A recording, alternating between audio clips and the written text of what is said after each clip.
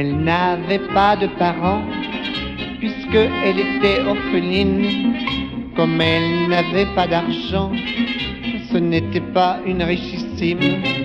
Elle eut cependant des parents, mais ils ne l'avaient pas reconnue, si bien que la pauvre enfant, on la surnomma l'inconnue.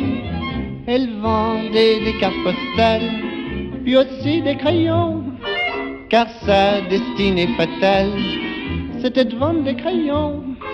Elle disait aux gens de la rue, voulez-vous des crayons? Mais reconnaissant l'inconnu, il disait toujours non, c'est ce qui est triste. C'est triste quand même de ne pas reconnaître son enfant. Il faut pas être physionomiste. Il me semble que si j'avais un enfant, moi je le reconnaîtrais. À condition qu'il me ressemble, naturellement.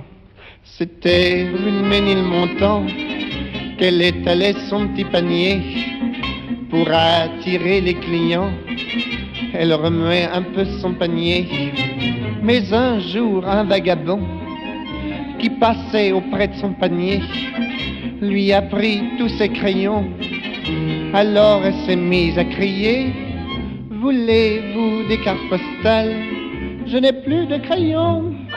Mais les gens, chose banale, ne voulaient plus que des crayons. Quand elle disait dans la rue qu'elle avait des crayons, il disait à l'inconnu, tes crayons sont pas bons, c'est ce qui est triste. C'est triste quand même.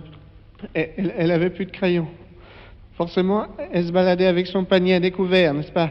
Alors, le vagabond, lui, bon, allez, hop, il a pris tous ses crayons. Comme ça, elle en avait plus. C'est vrai qu'elle n'en avait pas besoin, puisqu'elle n'en vendait jamais, mais quand même. Un marchand de crayons en gros lui dit, viens chez moi mon enfant, je t'en ferai voir des beaux, je ne te demanderai pas d'argent.